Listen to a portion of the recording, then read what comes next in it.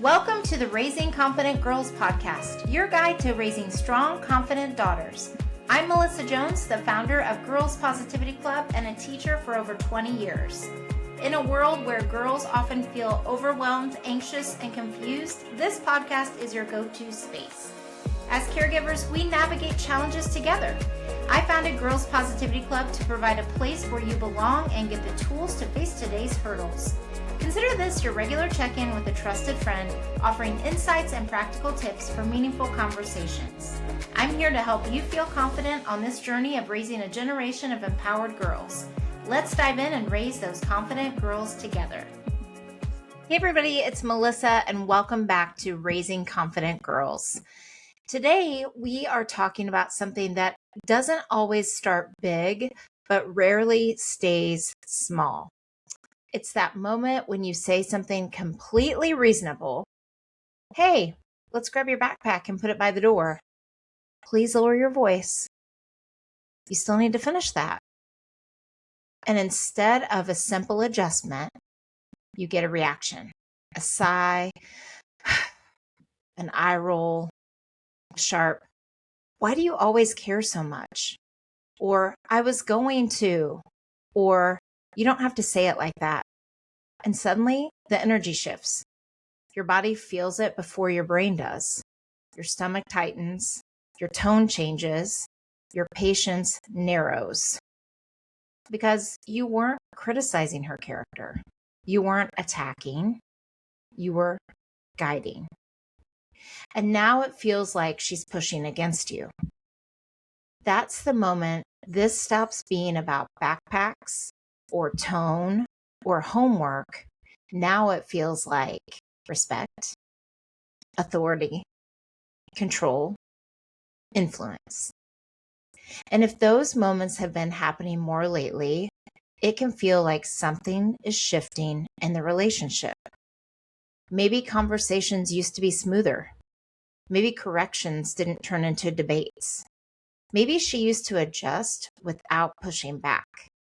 And now every small thing feels loaded. And you start wondering quietly, is this a phase? Is this adolescence? Am I being too hard? Am I being too soft? Am I losing ground? Power struggles don't just test authority, they test confidence. And that's why they're exhausting. Not because of the argument, but because of the meaning we attach to it. And that's what we're unpacking today. I know for me, over the weekend with my teenager, we had a lot of just struggles with things and some hard things that happened, some decisions were made. And, especially when you're talking about older teens, and we've had this really throughout my child's entire life, like, a very strong-willed personality, you have it at different ages and different stages of their development. So now as a 17-year-old, it's like, wanting to be grown up, but still not being grown up, and wanting to make your own decisions, but not having the full capacity to do that. And it's delicate the way that we have these conversations. And it doesn't mean that we have to tiptoe or we have to walk around on eggshells or we have to, do whatever they say or do it, just a certain way. It really depends on each situation. And sometimes we see a pattern and it seems like it kind of ebbs and flows. And not all power struggles are the same in these seasons. And so before we go any further, I just want to slow something down because not all power struggles are the same. A 6-year-old refusing to put on pajamas, a 10-year-old arguing about fairness, a 12-year-old debating your tone, a 15-year-old challenging a curfew. They can look similar on the surface, but they are not coming from the same place internally. Sometimes it's about control, and that really is what it was in my family this weekend. Sometimes it's about competence. Sometimes it's emotional overload. And now that I'm saying these out loud, I think it was a combination of these things in my house this weekend. Sometimes it's identity, figuring out who they are at each age and stage. Sometimes it's insecurity, Sometimes it's all of that layered together.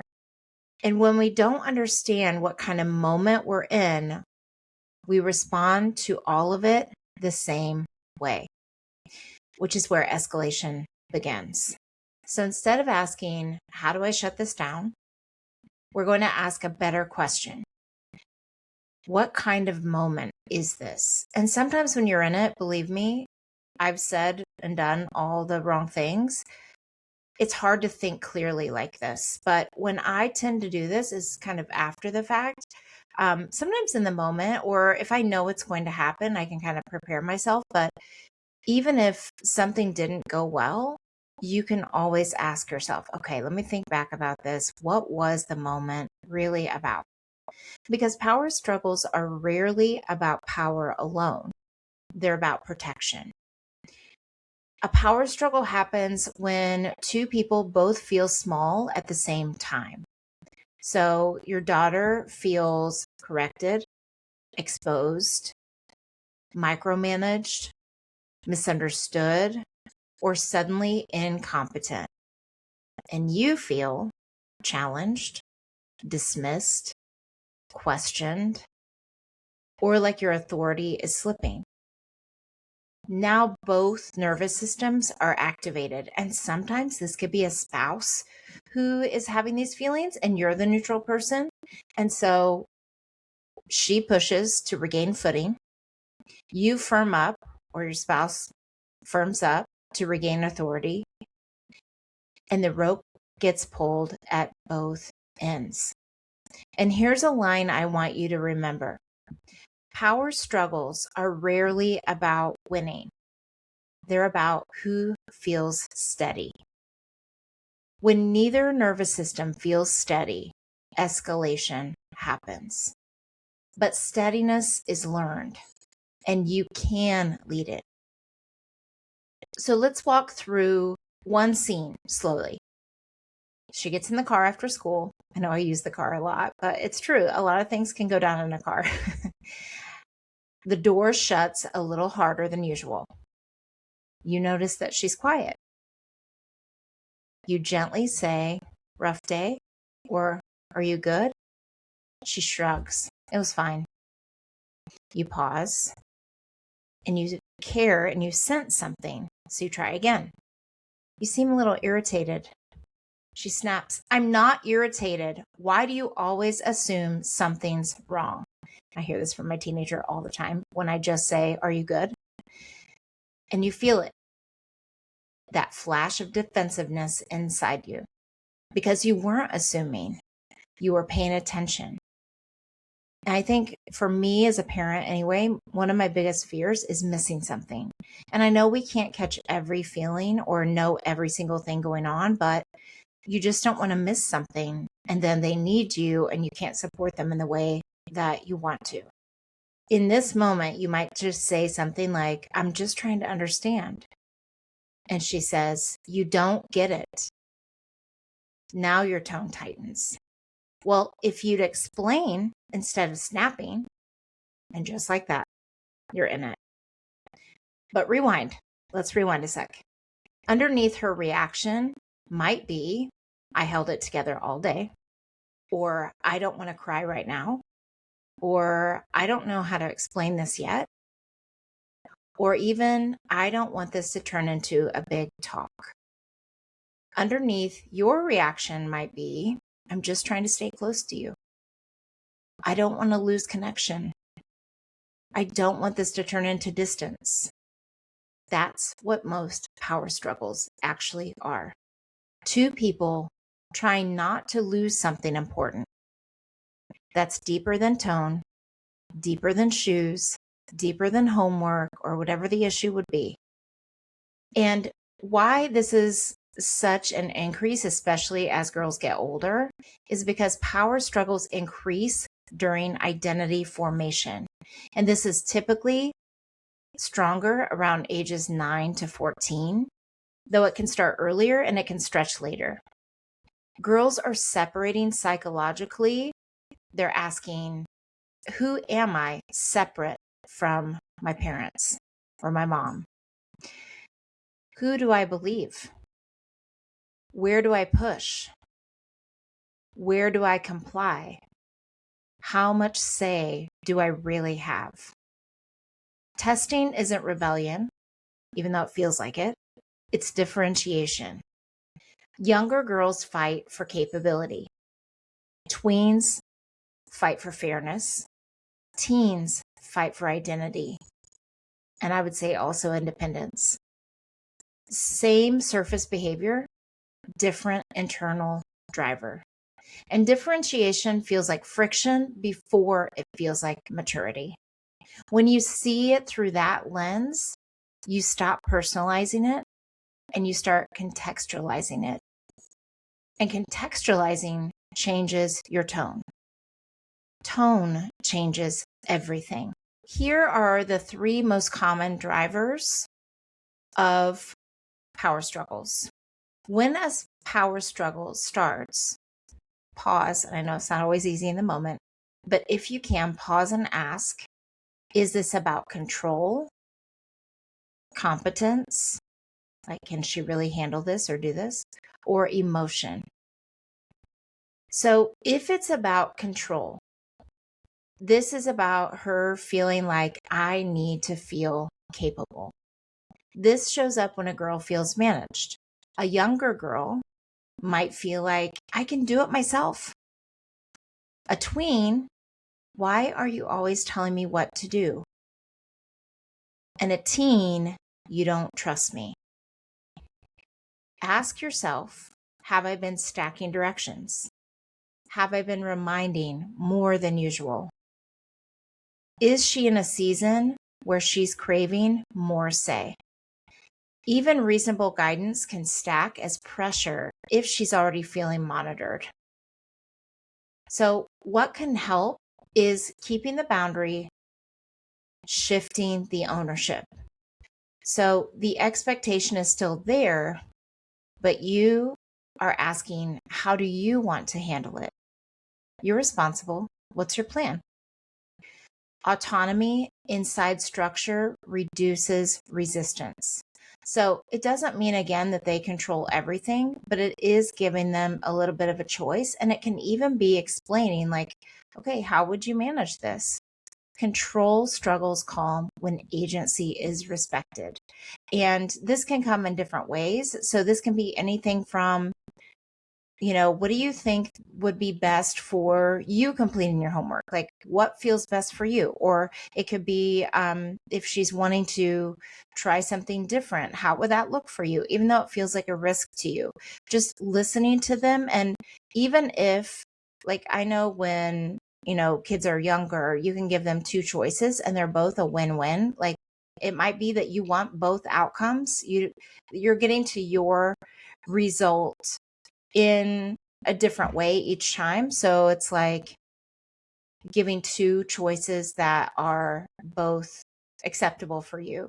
But to them, it still feels like choice. So do you want to walk or run to the bus stop?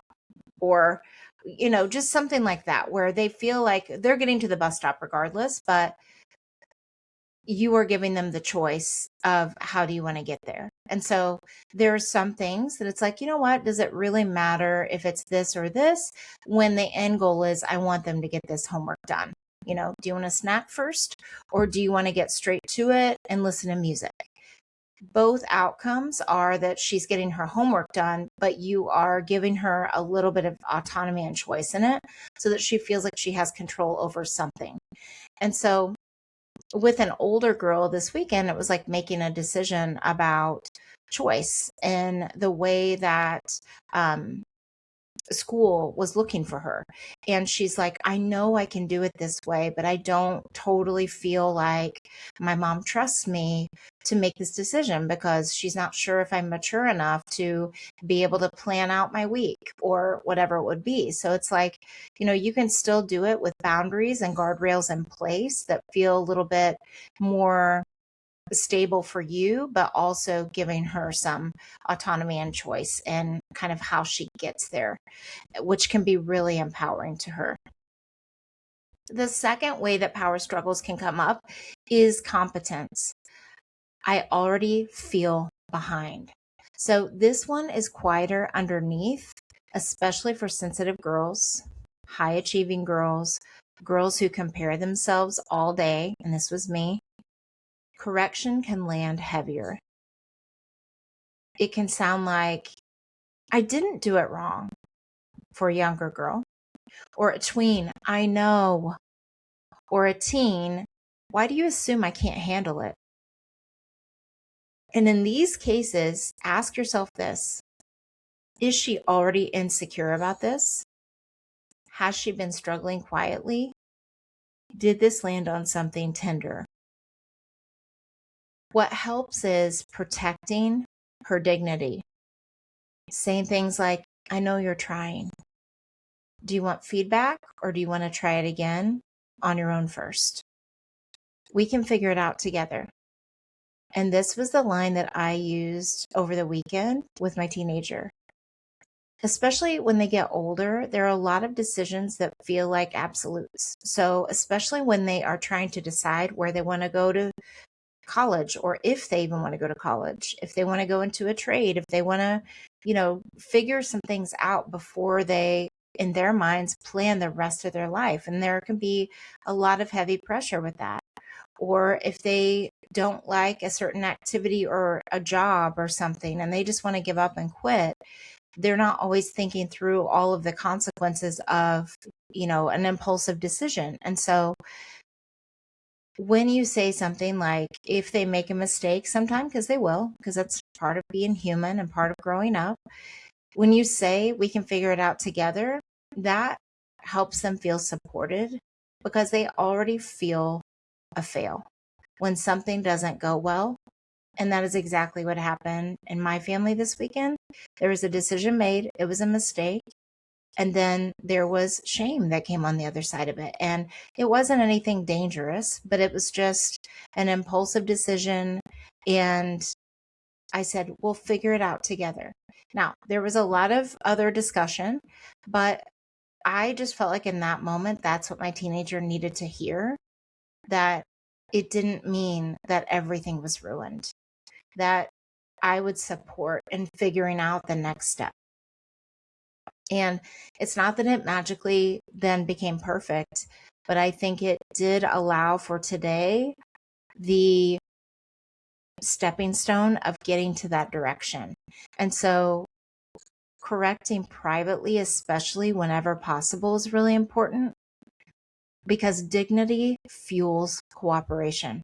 When you help them feel dignified about something, especially when they mess up or do something that, maybe they blew off studying for the test, or they, whatever the example would be, quit something and didn't think it all the way through, or they said something and didn't think it all the way through. When dignity is preserved, the need to fight shrinks. And when you fight them, they do go into that fight, flight, freeze, or fawn, where they're trying to figure out how to react, and that survival instinct can kick in, even though you were the safe place. And so when you think about competence, think about if they are already feeling sensitive about a certain thing, because that can help you address it and help you approach it with more dignity and understanding, and saying it in a way that helps them feel like they still can make some decisions within it too. The third type of power struggle is emotion, which is I'm flooded with emotion. Sometimes, though, it's none of the above, like meaning she is just tired. She's overstimulated. She's hungry. She's socially drained, or holding back tears. When the nervous system is flooded, logic can feel like pressure. What helps is lowering your voice, shortening your sentences, pausing the conversation. We'll come back to this, and knowing that you will. I think we're both worked up right now, so let's just take a break. Regulation first, problem solving second, always. because when you push through this, it does not work. And they will, and you will possibly say things that you don't mean or react in that kind of survival mode. And most of the time later, when you come back and repair, or you come back to check in when they're flooded with some kind of emotion, they're able to see it more clearly. You're able to see it more clearly. You're able to talk about it in a different way. And even when it's something that still feels heated inside of you, in the moment, when tensions are high or when things have escalated, is not the time to have a conversation where you're going to get any kind of resolution that is a win-win, or you're going to come to a conclusion that feels peaceful. And that doesn't mean that every conversation you ever have is going to be peaceful, because there is conflict in family. There are going to be pushbacks, and that's normal because they're trying to figure out who they are. And we're still figuring out who we are. Like, I know I'm still figuring out who I am, and different things come up, and you grow in different ways, and you learn, and you adapt, and you change. And that's what they're trying to do too. And sometimes it just feels very magnified. And so they can feel flooded with emotion, and they sometimes don't even know what the emotion is. Sometimes they even need time to think about, what am I feeling? And sometimes when we ask them in the moment, are you frustrated? Are you angry? Are you this? Are you that? They're like, I don't know. I just know that I don't feel good in my body right now. I just need a minute. And when we push, it causes them to escalate even further or shut down. And that's not what we want at all. We want to regulate first and then problem solve second, even if it's an hour later, even if it's a day later, even if it's going to come back up. And it doesn't mean that you have to avoid it. Doesn't mean that they have to stuff it inside. Doesn't mean you have to stuff it inside.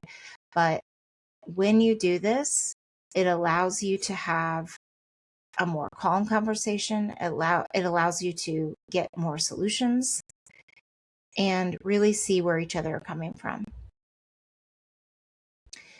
And if you think about your side of things, the real sting is when she pushes back, it can feel like she doesn't respect me.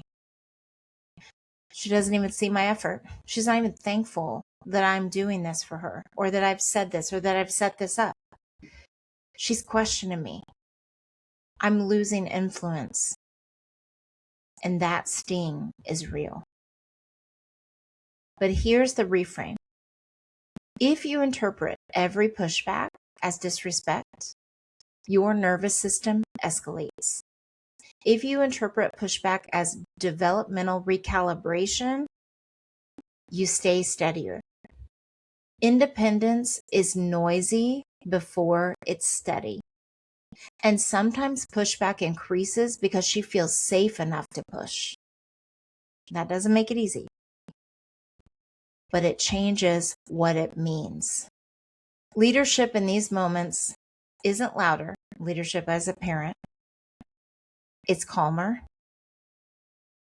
even though we might be screaming inside. Shorter sentences, not choppy and cutting them off, but just shorter sentences. Flat tone, clear boundary. The answer is still no. We're not debating this. We can talk later. No lecture.